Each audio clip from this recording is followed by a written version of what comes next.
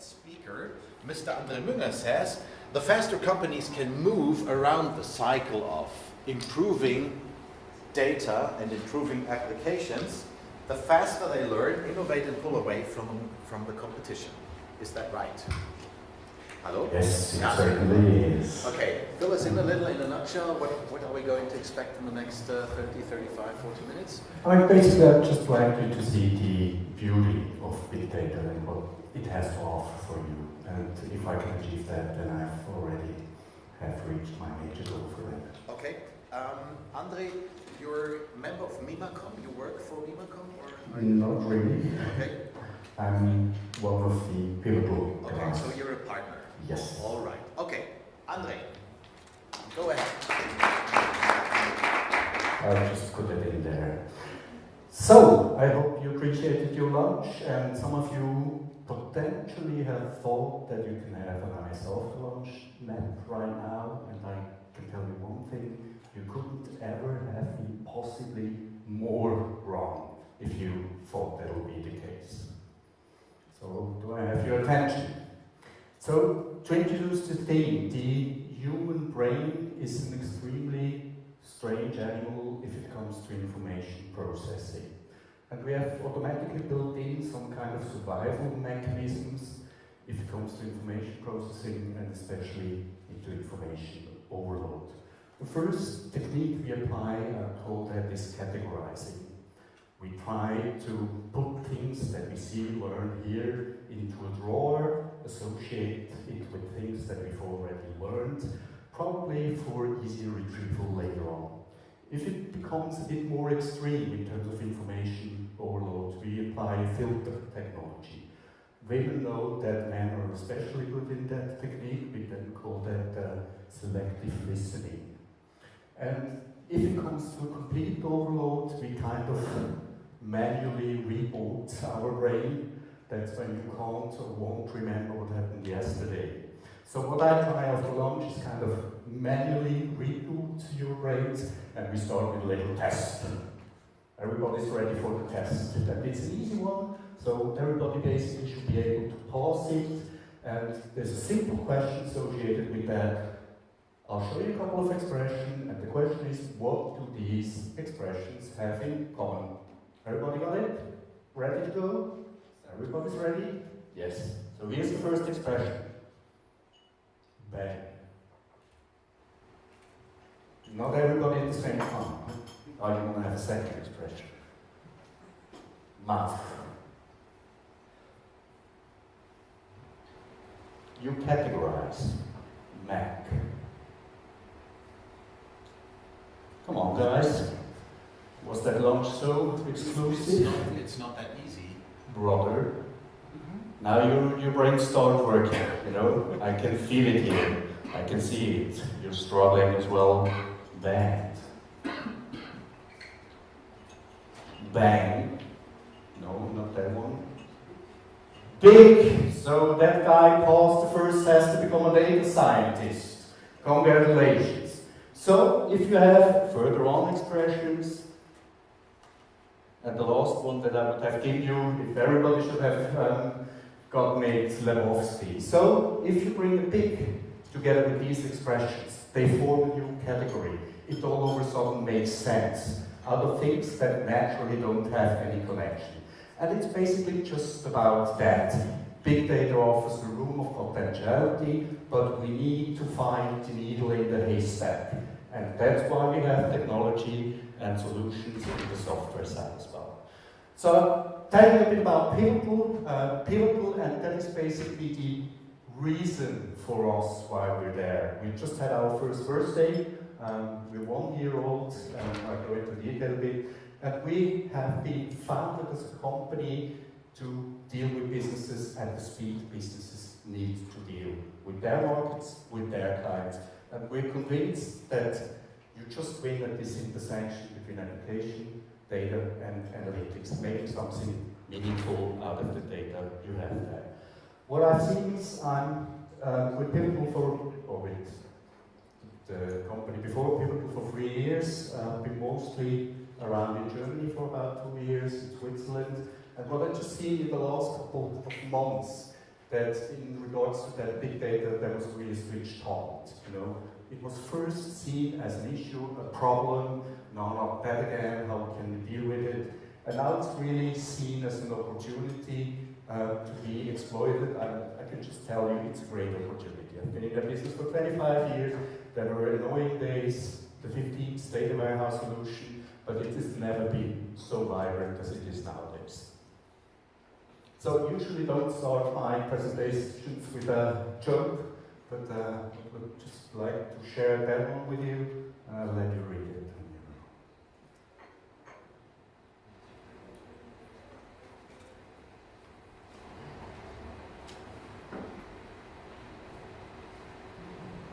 That's always the first phase, how people start to deal with new things, they try to hide it into something. And I really think we're already past that phase. It's not about technology.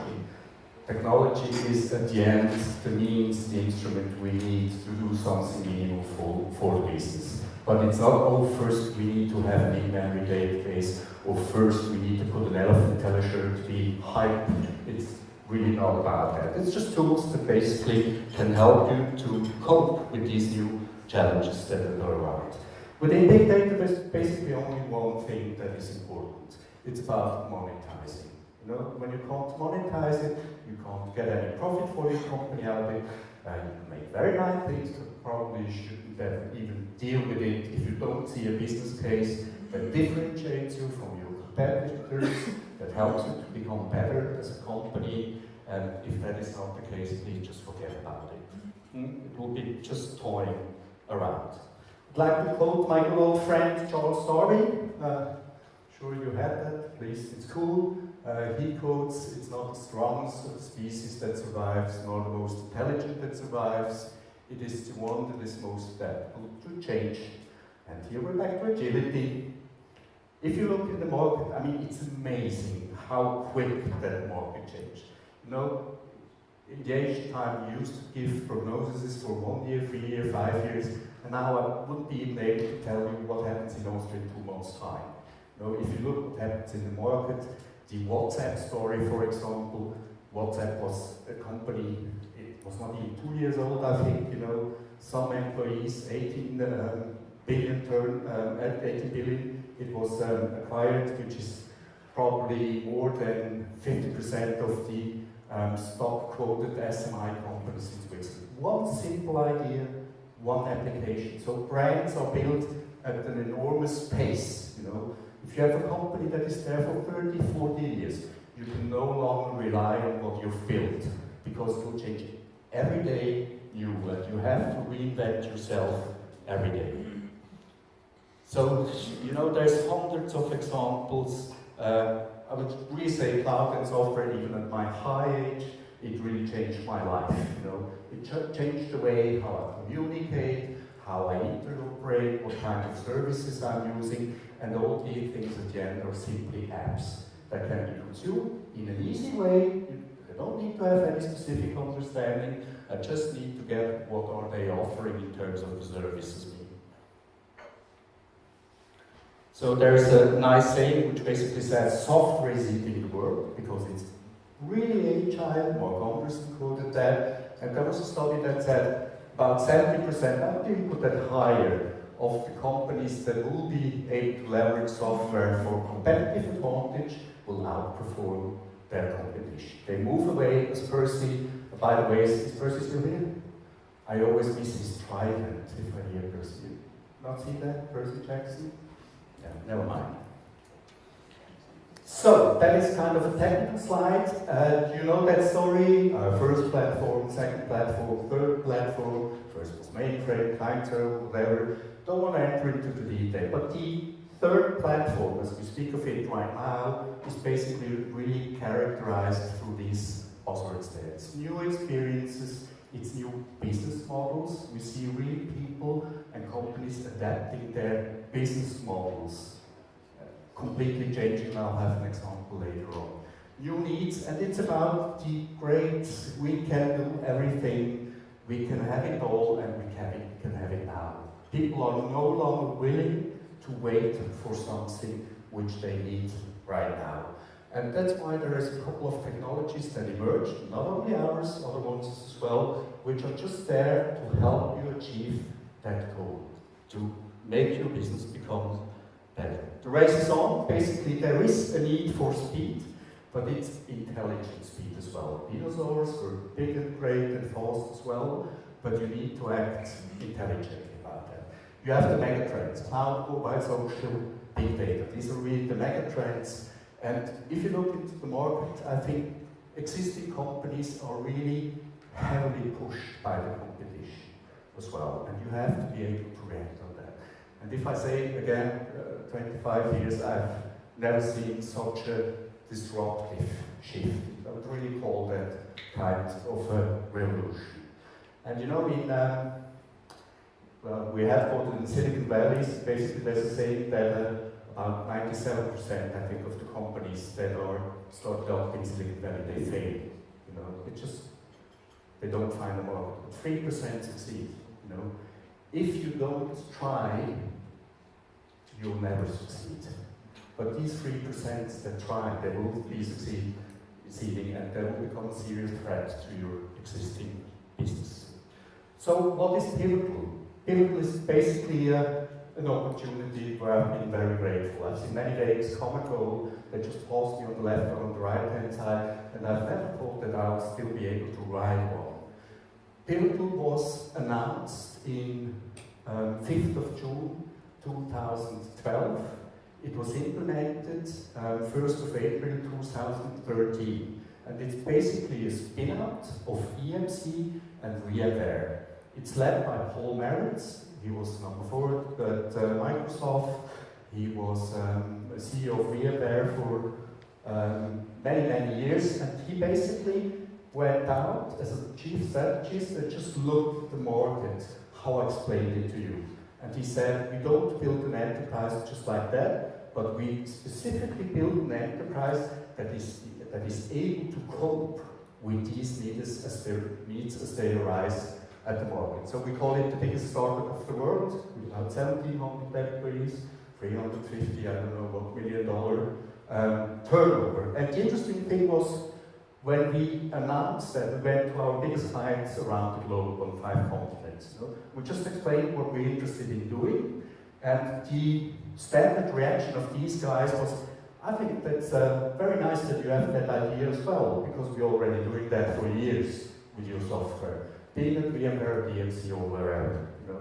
So that was basically the confirmation. And the ultimate confirmation that we received, you just imagine, it was announced 6th of December. Said, there's Pivotal. Everybody said, whoa! Next day we said, but hang on, what is it really? You know, what will it be? There were no products, no documentation, no marketing strategy. And at this time, when Paul Merritz explained that strategy to GE, General Electric, they spontaneously put in $105 million. Just they took a 10% share. Because what they acknowledged is they said, the big data theme is becoming one of our biggest differentiators to the competition. And they said, we'd like to have a share in that company because we would be able to control what happens, which we wouldn't have if we would have taken a share in Oracle or Teradata or whatever. So the Bold Vision basically is really a new platform for a new area which is focused at the intersection of apps, big data, and analytics. You don't have to be able to read that. That's what GE just recently announced. They brought out 14 so-called predictivity solutions in all kinds of areas. I think GE has about 90 different businesses ranging from healthcare to oil and gas, banks, financial, and so forth. And what they did here, they created applications which they offer their clients, partially for free, to leverage their own products. To differentiate. They say, for example, a jet turbine creates, I've heard that story 100 times with different volumes, but it creates an awful lot of data on a flight from London to New York. They say, if you're able to reduce fuel consumption by only 1%, that means over a year, it means $850 million for us. Is that value? And that's what they've done with all time. And all these applications have a concrete business need in behind. You know, reducing storage costs, reducing the failure rates, or what's the meaning of Stillstand? Zero downtime, you know, reducing downtimes.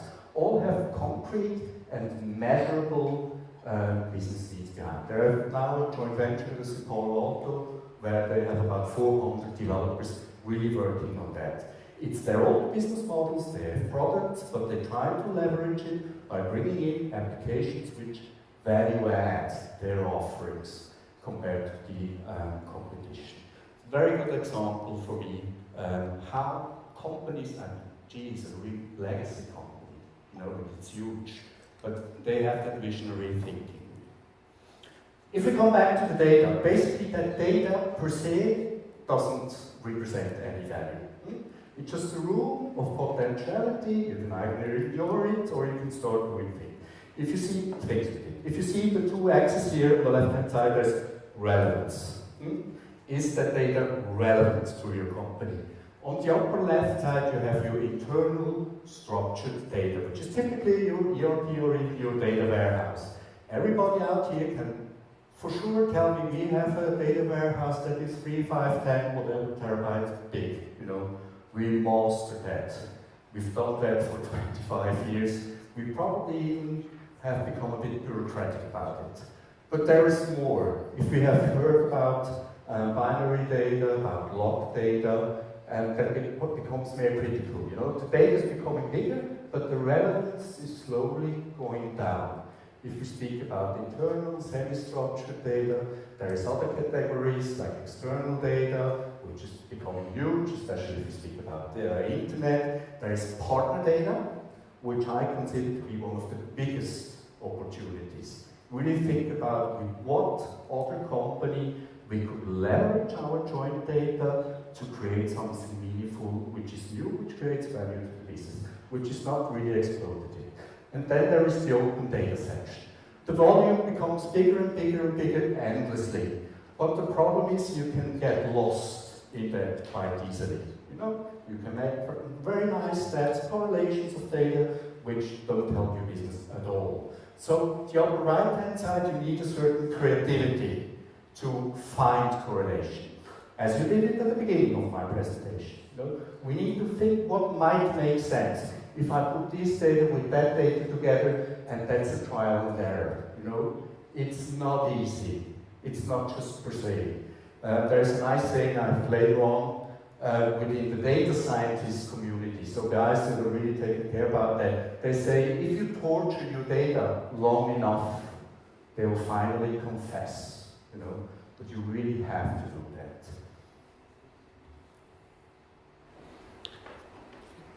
The reason why we're here can be simply summarized, and it's that cycle that Percy mentioned at the beginning. To us, an application, in whatever flavor it comes, creates basically a window to the world. You know, whether it's an internal window for internal employees or external clients. The application per se generates data, either through simple entry or also through its usage. The log, how that application is used. There's a famous example of Farmville. Anybody in gaming? It's kind of a game. They have something like 250 million monthly active users, so-called mouse. You know, and they have a couple of characters, and what they basically learned out of the analytics of the gamer behavior, that they like the interoperation with animals much more compared to human beings. So they had a false hypothesis, and they changed that relatively quickly. So they just became better. So the app generates data in whatever form. The data per se doesn't create any value, so you have to analyze it. If you analyze it and have new findings, you'll include that again in the app. And as Percy mentioned, we believe that is not a project, but it's a journey. And the companies that are able to run through that cycle of generating data, learning from that, putting it in the cycle again, will be the companies that will move away from their competition, not by 100% in a day, but steadily. You know, they just move away from the competition. Why now? Basically, what has changed? I think that is one of the easiest questions. It's the availability of data sources. You know, you can get data, whether it's internal, external, open data, quite easy. There is reduced cost in storing and analyzing data as well. I mean, I have to say that because I'm still a member of EMC, which is a big storage company. Probably the speed of how that your data is growing compared to the speed of how the cost is diminishing is not at the pace that you like to see it, but also that will be coming. And on the right-hand side is just the availability of methods, of tools. We've seen this morning also with Augie, also open source methods that can really easily be applied to cope with this data. And again, it's no longer seen as a threat. You know, people start playing around with data and finding more things that they can put to profit for the company. And now try to go, just to give you the idea a bit, into a couple of examples. You know, I think we have guys from automotive here? Nobody? So you know how that went on over time. At the beginning, it was no longer a horse but a car. Then you could have any car as long as the color is black. Then you can have any color of any car, and then you can have whatever, wherever, and so forth. And now the big discussion is about the connected autonomous vehicles. We all know why that is the case that we discussed it, because traffic nowadays is looking like that, more or less. I just had an interesting discussion with a guy from German insurance, and he basically said, you know, we're generating 85% out of our revenue out of motor car insurance via brokerage. And then he looked at me and said, you know, that Google car, you know, in 15 years, what are we selling to our clients? Software failure insurance? You know, there will be no more accidents in 15 years. Now you can just say, okay, in 15 years I'm gone, or at least retired. But this is the interesting thing. If people start to think about where can we potentially be in 10, 15 years, what do we have to start right now in order to be able to cope with that cultural shift? And the autonomous car thing, if you just think about it, and you're all driving, that just opens an enormous potentiality in all different ways, you know. Whether it's telematics, whether it's social media, interact, e-commerce, payment solutions, you will no longer drop your lira or your euro in Italy if you have to pass a payment station, mount station. In the entertainment, communication, navigation, that's all apps. You know, whether it's car-to-people communication, car between each other, that's all room of potentiality. And all these guys are heavily working on that topic, and that is really big data. Big data, again, just as a side notion, I'm not a really fan of that term, but it's as it is. There's, at the beginning of that theme, people started to say, is it really big data or is it not big data? Who cares, you know? It's just data, it's room of potentiality. In 5 years' time, I'm going to do it's unstructured, it's structured, or semi-structured, or three-quarter structured. It's just data, and you need to get something out of it. That is the typical analyst approach, you know, where I say, my values, I tell you how the world is looking like, which you don't care at the end, you know, it's just data. I think what really is one of the major shifts that represents a cultural change.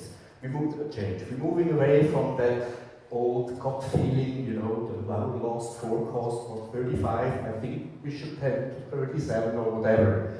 It's no longer that. Statistics is always better if it comes to predict things. It's always better. I mean, I'm a salesperson, so I'm fully aware of my drawer down here where I have my opportunities, but it comes from a company perspective.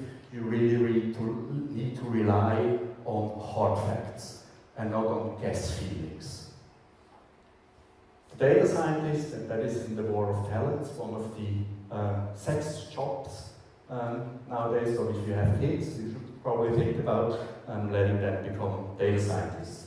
The group of data science that we have in the US, Berlin and London, is led by Monica Jimenez. She was building up the weblock analytics department at Yahoo. So these are guys that have been there. You know, they have coped with the big problems.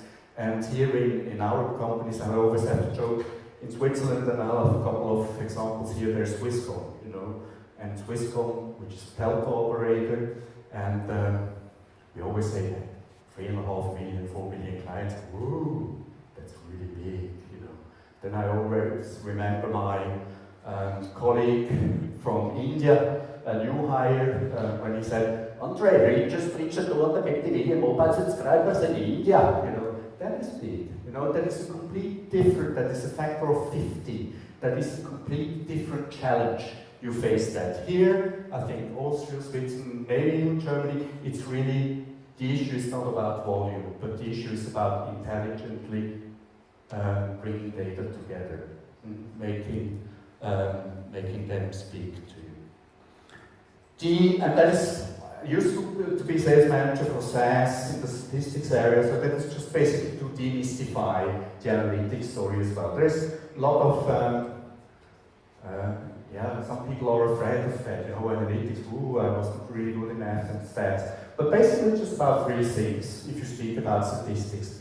It's either about, coming back to the start, it's either about categorizing data, clustering, bringing them together in similar or comparable groups.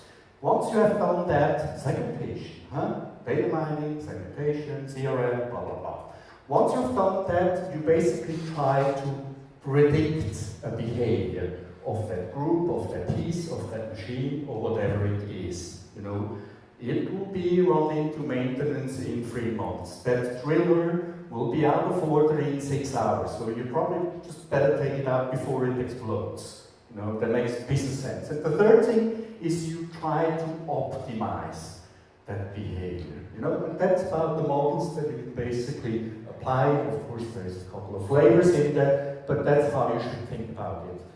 We should understand our business, we should be able to predict its behavior, and partially we should be able to optimize that behavior. And then you'll be already become better compared to your competitors. The funny thing is, data scientists, lots of the companies say, you know, that's the magic weapon now that I use for everything that I haven't done for the 10 years before. You know, big data as well. So all the things we've missed, they're trying to do that. And the data scientist basically, again, not a magical weather weapon. He does what it can do in a good way, but you still need to support him. He cannot have access to your data that is flooding over the company by magic. You know, there is some organizational aspects. Funny thing is, about 50% of the use cases that I see, if you're in discussion with companies, are really organizational use cases. So the point is not that can't be done or it's different to model it, but it's just about we're not ready for it.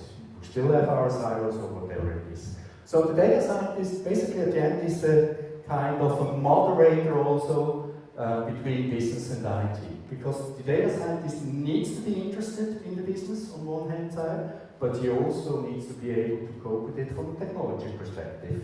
You know, that gap between business and IT that we try to overcome with putting people in, I don't know how they were called, team functions, you know, that were on the IT side that spoke with the business and tried to leverage their needs. And data science is something that it really comes naturally.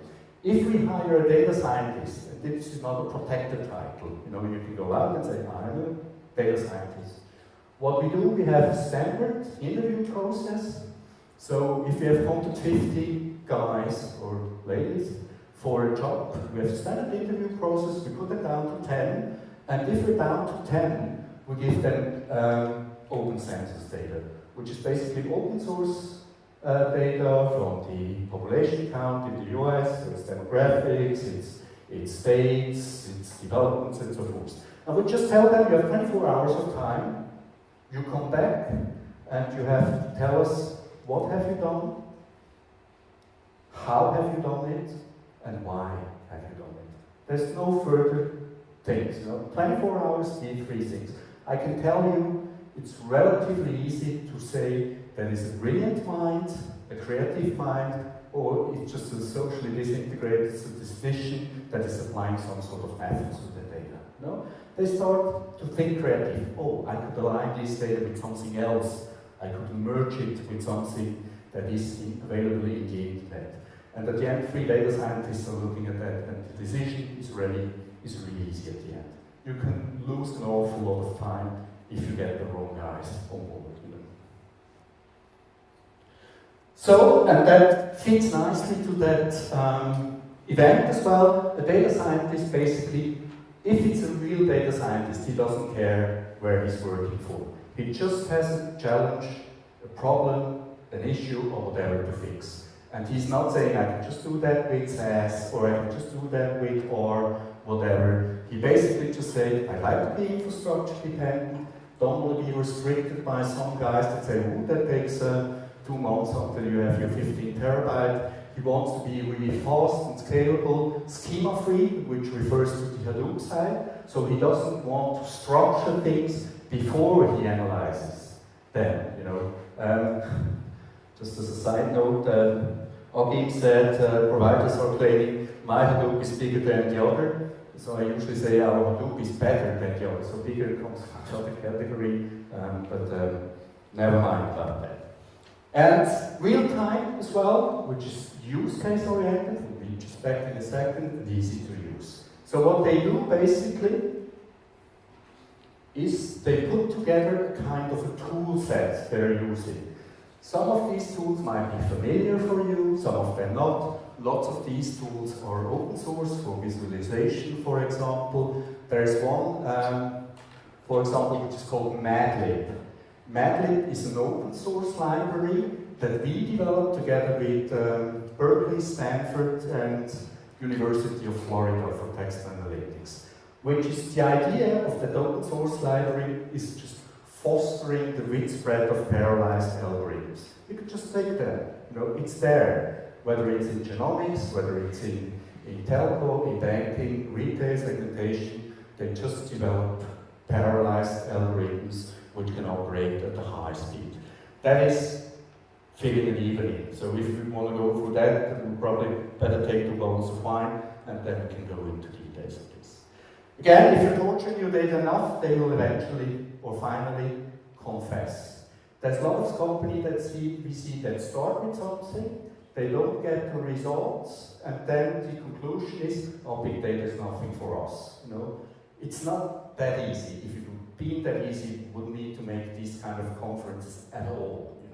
But it can be done. And there's always, if you have good data scientists on that topic, there is always some finding in there. We usually do phase in, phase out, so we help clients to realize a potential profit, but then we help them or we enable them, because that is a major asset that you need to have within the company, in my opinion. You can rely on external specialists to build it up, but you need to build that up internally at the end. So one important thing, that is just also for the mindset, if you look at data and their potential value, if you see on the left-hand side, there is that axis for value of data. The potential value of data basically is the highest if data is really fresh, if it's real time, how we used to say. So if you speak about advertising, which is probably milliseconds, if you speak about algorithmics trading in finance, which is nanoseconds, the potential value there is highest.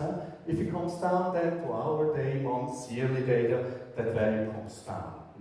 Interesting enough, that's where we focused all our efforts in the last 20 years. Because there is typically data warehouse, BI, which is needed, but it basically shows you, oh, I've did that revenue last month, I've did that revenue this month, we have a difference of 7%, which is great. It helps you operate and manage your company, but it does make your company more competitive compared to the other ones. At the end, if you go into the yearly story, year-old data, maybe not 10, 20 years, but maybe a year, 2 old year data, there it's where the value raises again, because there's where you get your pattern out of it. Where you have your clusters, where you say, oh, this group moves into that direction, we better create a new offer for these guys, if not, they potentially might leave us. Pivotal is basically focusing on these two hand sides. And we also try to bridge the pattern side with the real-time side. That means if you have found a pattern and there is a new transaction coming in and you have to react in a millisecond, you need to just check that with that pattern according, and then can prepare an action what you specifically want to do with that data. So that is the total offer, and again, as you explained, as I tried to explain, it's really built around that circle of applications, data. You shouldn't be concerned about whether it's real time, it's massive parallel processing, or it's Hadoop. You don't care. You just want to have the solution you need. If we have is there telco guys here? One telco woman. So real-time, typical example is real-time advertising. So I'm at, I don't know, Gambros here, and I'm just walking around, I get an SMS, there's a special offer here. It's just potentially better if I'm still there. If I've already left the shop 2 hours ago, I said, if I would have known that. So it needs to be real-time. If it comes to things like retention in telco, like the networks, who is phoning whom, who is in the center of that, where we know if the guy in the center of a communication group cancels his telco abonnement, there's a potential risk that the other ones will do as well. That is something you don't need to have real time, you probably do it once a month, but there's hundreds of thousands of these networks. And the problem within telco is people are hopping, and if you're able to keep them just months longer compared to your competition, that is again measurable revenue. And if it comes to long-term CDR, called it record analysis, they can grow really, really fast. You need to have a chance to stock them in a clever way. Data science is a pure service offering, and on the top that brings together why I'm so happy to be here. Anybody of you knows Ben Mimacom, the CEO of Mimacom in Switzerland? Nobody. Okay. It's not Amacher, that is the other guy that originally founded the company. We know each other for 20 years, we appreciate each other, we meet, but we never had the same business model. I was selling whatever, and he said, yeah, it's open source, and we never came together. And that's the perfect fit right now. Because out of these products came together, I don't want to name products, just one, which is Spring, the Java development framework. Mimacom is a Spring partner since 2003, and Spring for us is kind of the window to the world as well, because it allows to move in that apps to consume services out of the big data environment. So there's a perfect fit, and with Mimacom concentrating on applications, we've just seen on the client side it's very well received. What we also try to do, I spoke about finding the needle in the haystack. If you're trying to find a needle in the haystack, it's probably good you have all the hay available. Because if you just put some hay aside, you're running the risk that the needle will be in that part. So you really should try to have that famous 360-degree view in order to see all the hay. And what we basically did there, don't want to go into detail again, that was commented by the analysts. We also prepared the licensing modules accordingly for Hadoop. The comment was changes economics of big data forever, because we don't want to punish you if you store all that data. That's a thing that we think it's needed in order to become better, then we don't punish you. The second thing I'd quickly like to say that is just, I think that is really exciting. Everybody already heard about software called Cloud Foundry? Some not. Cloud Foundry is open source software. It's a so-called PaaS, platform as a service, comparable to Windows, Microsoft Azure, or Red Hat OpenShift, if you'd like to speak in the open world. And that was, I think, sleeping for a couple of years. Paul Merritt is a guy that acts in the market. He doesn't react. He said, okay, there is that fight for PaaS solutions, and we can now everybody can make his own PaaS. My PaaS is better than your PaaS, but he said, no, that's not the way. We'd like to become something like the Linux of the world. And he went to the other guys, and what we did, we just created a Cloud Foundry Foundation with 7 founding members, EMC, HP, IBM, SAP, Pivotal, Rackspace, and VMware, and it will be developed as an open source software in that foundation. Every of these companies puts $1.5 million into the foundation to develop an open source software in a governed and structured way that you can just download for free. I just imagine that revolution in these highly commercial organizations. And recently they've just been joined by 9, in the meantime, additional organizations, which includes Accenture, Capgemini, Verizon, AT&T, Swisscom as well, because these guys have picked it that it's not about there's one guy really controlling the market, but we need to work all together in order to become better. That, I think, is the great thing behind our entire story. Just a couple of slides to Swisscom. They say, it's in German unfortunately, they say we'll make as a gift so a part of the cloud to each Swiss inhabitant. They're considering it 4 million clients, speak about 40,000 petabytes. That's not the US, that's Switzerland. 40,000 petabytes. I think that's fairly a lot, you know. And what they basically say, that is for us really a technology push for entire Switzerland as well. We really trying to create something very, very new here. They're heavily working together with partners because they said we have these 4 million clients. You as a partner, software developer, probably don't have that. So they just invite you to share your expertise and use the distribution channel of Swisscom in order to become better. There's 5 monthly meetings in California where they just exchange reports. What could we do next? So it's really vibrant. The next thing is, what do they think about? They think about digital life, you know. From when you're born until when you die, where you put everything. You also have that notion if you change your mobile, you know, all data is gone again, some is stored or whatever. They basically said, whatever you have that is digital, you can put into your personal cloud. And it's not only pictures, but it's things that are a bit more security sensitive, I'd say, you know, and that's Swisscom, Swiss. Whether that's true or not, but basically they cohere or adhere to certain standards which go with the personal aspect of your data. See value add for the business, whether it's iOS, SaaS or PaaS, and the major point is also business and IT take their data from the same place. Now what I see, 10 years ago the service providers went to the IT and said that's our offering, you can take it or leave it. Nowadays they no longer go to the IT, they just go to the business themselves, you know, and catch the budget that is there. And the business is no longer willing to say, I wait until IT is ready. And if IT is not cautious, within a couple of years they will just be managing the controlling system of whatever client it is. And I think that is a really, really obvious and a very clear threat as well.